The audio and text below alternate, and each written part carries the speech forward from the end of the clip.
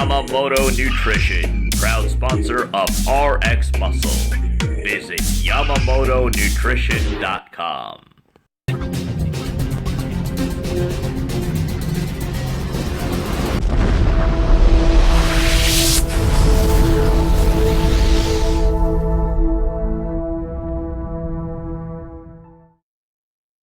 Welcome back to Live With, brought to you by Yamomoto Nutrition.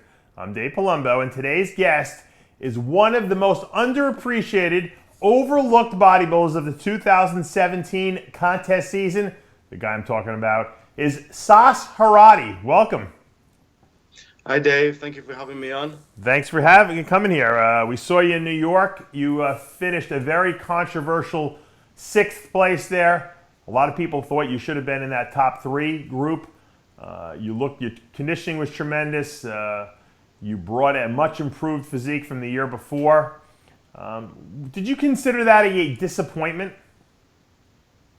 No, not at all. Firstly, thank you for the compliments and the feedback. Disappointment-wise, I guess initially, when I went out and I got some good crowd response, I had really good feedback off Chris, off Jose.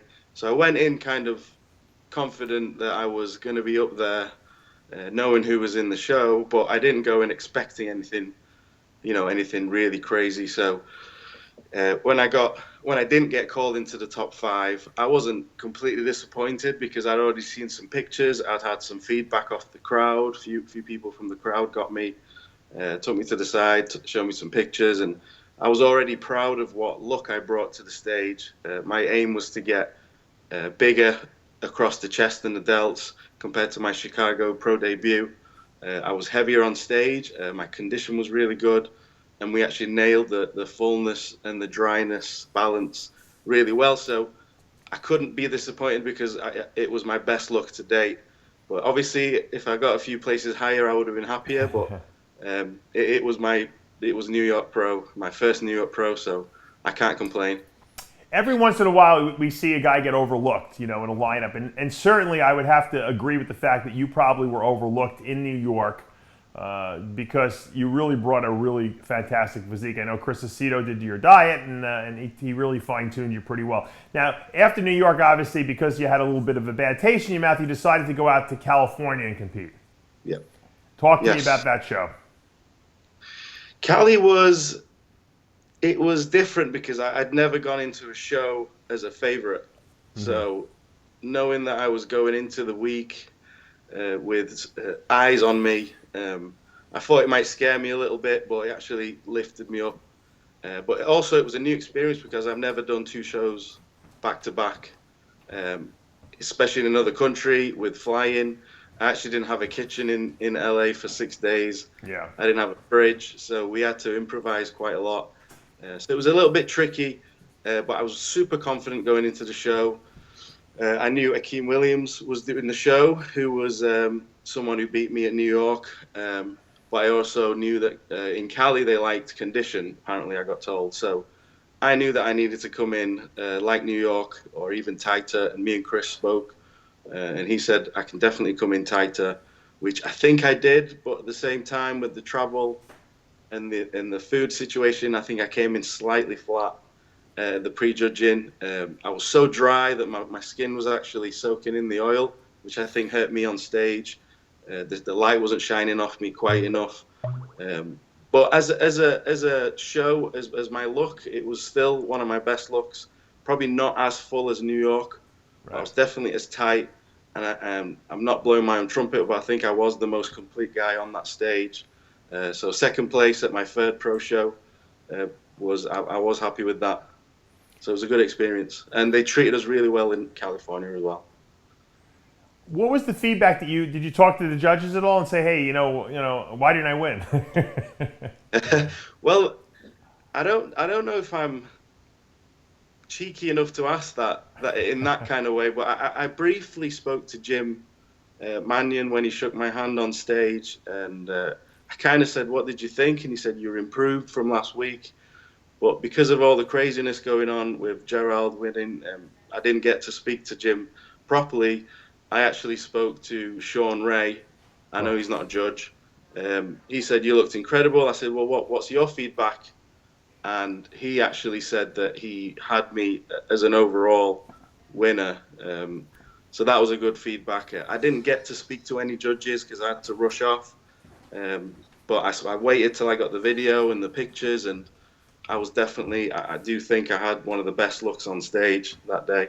Yeah, I mean, we're looking at a picture right now of that show, and you certainly were dialed in for it. And obviously, Gerald Williams, a great bodybuilder, but maybe not as complete as you were, especially in the leg area, in the leg department, and the arms. So, look, you're a guy waiting to happen. Now, you know, a lot of people say, all right, Sas, you got second in California. Why didn't you go and do Toronto? Or why didn't you go, I think Toronto was the same day. Why don't you go do another show? You're so close to qualifying for the Olympia. You know what, Dave? Obviously, for me, financially, it's quite a big trip. The 2 shows back to back cost me quite a lot of money. I don't really have, well, now I don't have any sponsors, so I don't have the financial backing to get out there. And also, going into New York, I knew that I was giving up size. I think that was the only thing that I thought would have held me out of the top 5. Was stage presence and size, and I think I have some frame to fill. So in my mind, me personally, I didn't want to go into this season thinking, right, I want to get an Olympia qualification no matter what. It was more like I want to get out there. I want to solidify my name as one of the good pros, and then I want to come back bigger and better to earn a spot on the Olympia stage without scraping by, if that makes sense. Yeah. So I didn't want to. I know you have to sometimes get your face out there and do, you know, show after show to kind of get the judges to notice you and say, you know, look, I'm here to stay. But I couldn't afford to do that. So my plan is to kind of go away, train for 8 to 10 months, put the size on, come back and really close the gap on any pro show lineup, so that I can go into the Olympia with a win, with a good win, and be confident on the Olympia stage instead of just scraping the hill. Yeah. Now we know you're from the UK. You in 2013 won the heavyweight class at the British Championships. 2014 you were controversially second. 2015 you finally won the overall and got that pro card. As far as bodybuilding is concerned, how did you kind of get started? And were you born in the UK? No, I was born in Iran. Okay, I thought so. We moved to the UK when I was 6, mainly to get my brother treatment because he's got cerebral palsy on the kind of the worst end of the scale, but he's not as bad as some others. But we came here to get treatment, and we decided to stay here. I went to school from 7 years old, and I guess that kind of sparked off the fact that I was the shy guy in the corner who didn't know any English. So I decided to kind of use physical sports to kind of get my point across. Sometimes it was an easier language for me. It was, you know, you play football, you play basketball, whatever it is. And that sporting background led me to weight training at an early age of 13, because I saw Arnie movies just like everyone else. I wanted to get bigger. I was still the shy guy who didn't speak much, so I wanted to be a physical presence in the room. So I wanted to put on some muscle, some size, some strength. And that was my addiction from day one, pretty much. Whether I played rugby, basketball, I did kickboxing, in the background was always bodybuilding. So when I left university at the age of 21, I didn't have any. I had all the time in the world because I was looking for jobs. So I thought, you know, I'm gonna do a proper like 6 meals a day and do the high volume bro split, typical Flex magazine workout. and I really grew. But that was my only passion at the time. I didn't plan on getting on stage. I just loved to eat. I love to train. I love to get stronger. I love to get bigger. But then some of the old school bodybuilders in my gym started saying, you know, you need to give this a go. You know, you're in proportion. You've got no missing body parts, even at that age. But I said, I don't know. I don't want to get in a pair of trunks and shave my body and get on stage. But it took me a good 6 years. I got on stage at the age of 27, and it's been a really fast ride from then till now. I'm 31. And I've done 3 pro shows, so it's been a hell of a ride. but I'm in it for the long run, and I've already got my long-term goals in place. Is it depressing for you as a guy who's now a top level pro, not to have a sponsor and to have financial woes restrict you maybe from doing all the shows that you want to? Is that frustrating? You know what? I'll tell you something. This hasn't really been aired much since I left my last sponsor. That was my choice leaving them. There was a lot of things going on that. The thing is, I've got a plan for the next 12 to 18 months, and my plan is think Dorian, eat, sleep, train. Right. Like I haven't got the genetics to put on size very easily. I've got genetics for shape, lines, structure, but when it comes to adding muscle, it's actually really hard for me. So I have to really be on the ball with the food, with my sleep, with my fluid intake. Everything has to be perfect. My training has to be perfect. And I have decided the last few months, just before New York, that I don't want any distractions. And I know that it's a part of being a bodybuilder to have a sponsorship company and get out and meet fans. And I love to do that. But until someone offers me something that really makes me think, okay, I can do that and I can still do my bodybuilding, it's worth it. But if it's not worth my time, I'd rather stay at home. I'd rather do some online coaching, this and that, appearances here and there, make enough money for me to be able to just train, eat and sleep, right, to get me to that Olympia stage, and then maybe that'll open up some routes. So it was kind of a personal decision to leave the sponsors that I had, just to free up my own time so I could make my own decisions. And when I do come out at the other end of this, I'll be on my own 2 feet and I'll be calling my own shots. That's my. I know it's a bit different to what most other pros say, but it's just me. Do you find, Sas, that now that you've gotten a lot of success this past year and people have been talking about you as an overlooked guy and you should have won this show or that show, do you find that a lot of people are coming up to you now and saying, hey, I could help you be a champion, because that's what happens. You have a coach and then all of a sudden, you do well and then everyone crawls out of the woodwork and wants to try to take, jump on board and, take credit for, helping you or saying, oh, I want to help this guy because I see he's got great potential. Yeah. Oh, no, definitely. I've seen it from when I was one of the favorites to win a pro card in the UK, because it's quite hard to get a pro card here. They give out one pro card a year. And in the last 20 years, I think, other than Nathan Biasha and Flex Lewis, we've only ever really had Dorian, who made it to such a high level. I think Nathan will make it to a high level, and obviously Flex. So when you see some potential, that you definitely see some people come out, and I'm a very I wear my heart on my sleeve type thing. I'm quite trusting naturally. I'm open to everyone. So in the last 2 years, I've learned to kind of close off a little bit.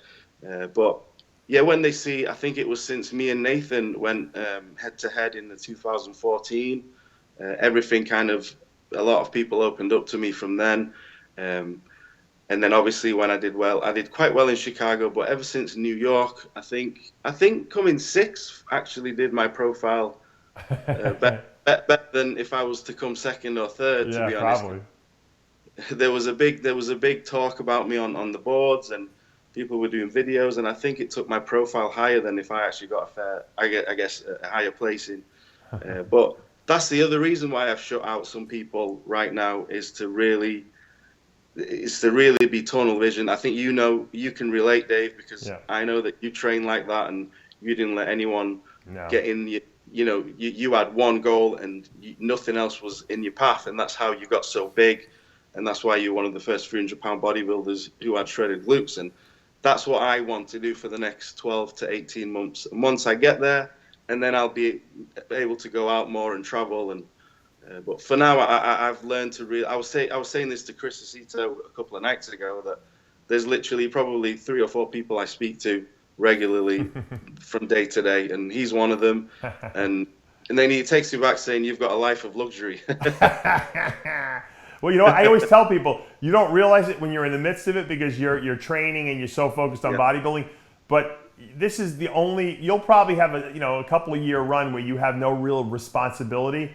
But as you get a little older and, you know, your businesses develop and your family develops, you have no time. You realize you had it made when you were just bodybuilding and, you know, eat, training, and sleeping, you know, and that was it. But so enjoy the ride, you know, while it's there. We always think, oh, I got to get to the final destination, but the ride to the final destination is really the best part.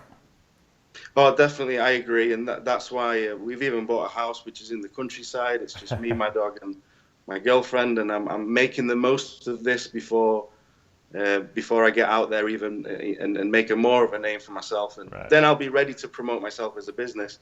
But I need to build my physique. I need to get that image that I've got in my head of myself. I need to build that.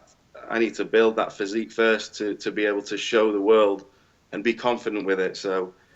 No, I've got a good setup. I train in a gym called Strength Asylum, who's actually my only sponsor. I've got a new training partner and actually someone who's helping me with my diet, Jordan Peters. And it's actually the same gym that Eddie Hall, one of the world's strongest man, trains. So it's actually really hardcore. And I'll tell you what, Dave, in 6 to 10 months, it'll be Q8 number 2. You can mark my words. That's good. Now, what I see a picture Johnny put up there of a huge white dog. Is that your dog? Yeah, that's Spartacus, yes. What kind of dog is it? He's actually a Japanese Akita, but he's a long coat. So the long coats are quite rare. They look a bit more like bears. And he's just huge. The biggest, friendliest dog you'll ever meet. He's the biggest. He looks like a bear, actually. He's tremendous. Yeah. He acts like a bear. He just eats and sleeps all the time. Good for me. Typical bodybuilder, yeah. Well, Sas, I want to just congratulate you once again on a great, early season here in the IFBB Pro 2017 season. You really made a name for yourself. I think people are now watching out for you and they want to see what you're going to be doing in the future. Best of luck. Keep us updated on what you're going to be doing. I know you're going to take off the rest of the year. When you find out and figure out when you might step on stage again, you'll let us know, obviously. And best of luck in the hold-up area you're training in, and don't let anyone tell you can't do it. You know what I mean? Well, thank you, Dave. You're a big inspiration, and for you to give me such good I know you don't just give compliments out willy-nilly, so for you to give me such good feedback means a lot, and I'll definitely stay in touch. I'll message Johnny if I've got any videos or training, and if you ever want me to come back and update you on my off season, I'll be more than happy to. Thank you. Absolutely. All right. Thanks so much, and enjoy the rest of your day. That's going to take us to the end of another episode of Live With, brought to you by Yamomoto Nutrition. I'm Dave Palumbo, and we'll see you next time.